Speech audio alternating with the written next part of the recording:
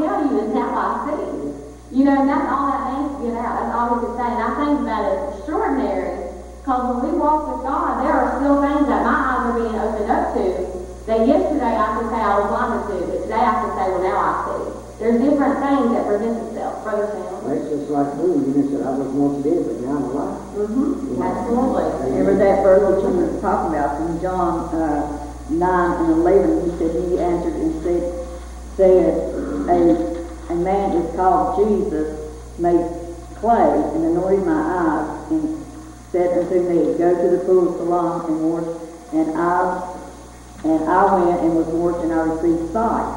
So when he was obedient and did what God told him to do, his sight was given to him. Just like when the Lord calls us and we're obedient to him, he gives us that spirit and we belong to him. Absolutely. Absolutely. You know, and I just think that it's wonderful that in that, and he told him, I received my sight. I received my sight. You know, and I just think, you know, just like that song, you know, Amazing Grace, I want to find it now that I see. I honestly think that a lot of that was taken from that verse of scripture, because if he didn't go to the pool of water, he would stay blind. That's right. So there's a lot of obedience. He works with obedience. He blesses obedience.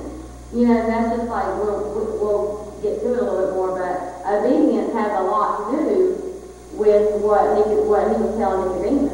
You know, even though he was saying it a roundabout way, but we'll get down to it. Let's do this. So verse 9, Nicodemus answered and said unto him, how can these things be? He still was just not grasping hold of, because he was walking in that carnal mind.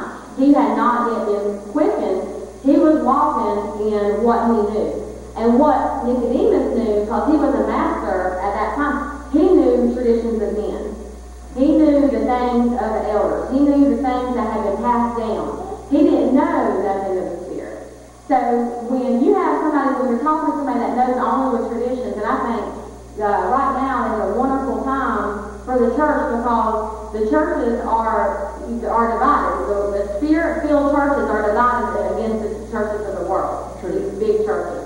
And you can tell the difference of the Spirit-filled church. You can tell the difference whenever you meet someone that is Spirit-filled. You can automatically know their spirit. Right. You know, the Bible even says that you will bear witness with their spirit. You know, and the fruit of the fruit that the tree bears is how you know you're going to be a judger of that fruit.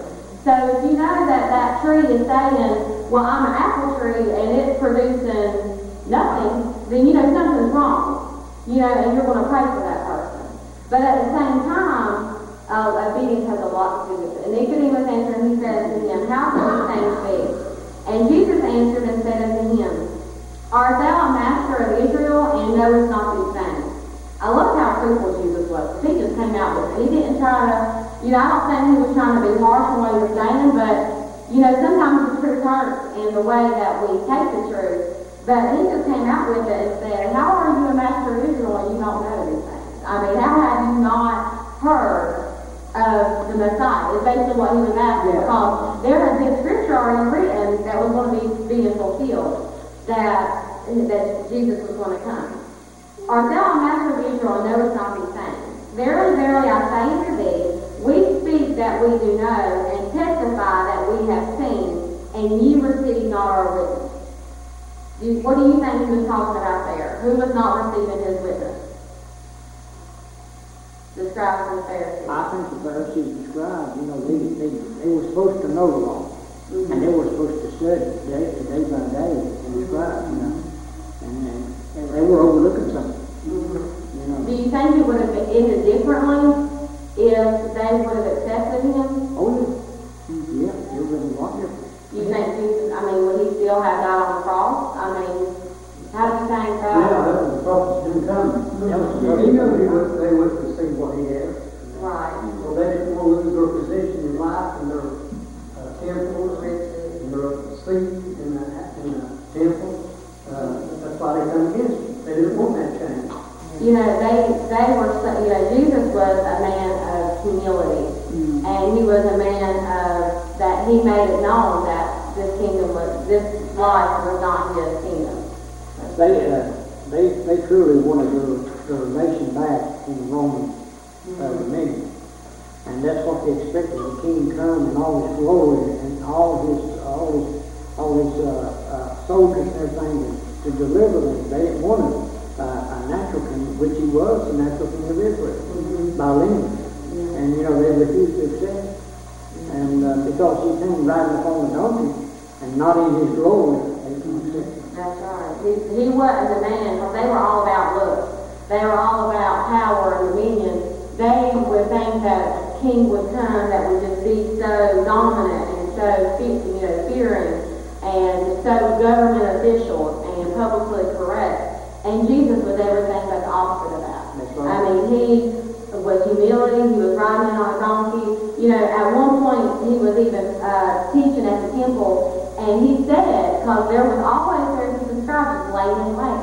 And he even said, you can take the temple and tear it down in 3 days, and in 3 days I'm going to build it back up. Oh, that just sets them afire. How can it be? 46 years this temple was in the making, and you're telling me 3 days you're going to build it back? Really, Jesus? Really? That's really what you're going to do? I mean, that's really, but he was talking about spirit. He was, everything that he had to say on spirit.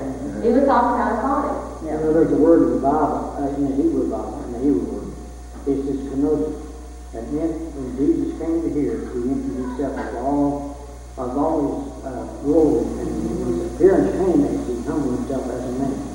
So there's a lot goes into that. I don't even there's a lot to it. When you start talking about the humility of Jesus, even the night before the Passover, you didn't find him standing in the synagogue. You didn't find him announcing what he was going to do.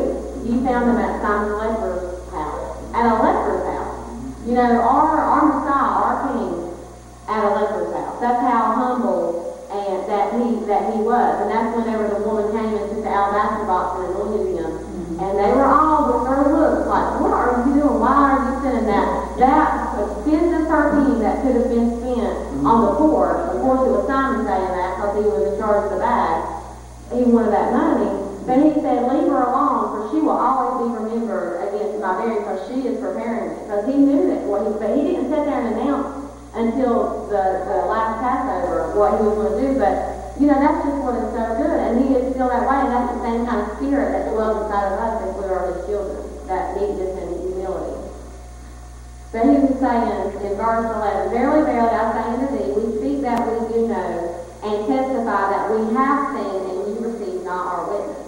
If I have told you earthly things, and you believe not, how shall you believe if I tell you of heavenly things? And no man hath ascended up to heaven, but he that came down from heaven, even the Son of Man, which is in heaven. And as Moses lifted up the serpent in the wilderness, even so must the Son of Man be lifted up. Even so the Son of Man be lifted up. So, does anybody know about what Moses done in the wilderness? I do. When he was passing through the fields of snakes, everybody got bit and died. God told Moses to build a brass serpent and put it up on a pole. He said, whosoever looketh upon it, and they be bit by a snake, they shall live. So that represented part of Jesus Christ. Yes, like Christ. Yes, like Christ. Christ, even it was foreshadowing things to come. So then as he lifted up, that he was even there then. Numbers, the thing, and that's where it was talking about the serpent of brass, but that they were still complaining. And they were still, murmuring about that bread. They were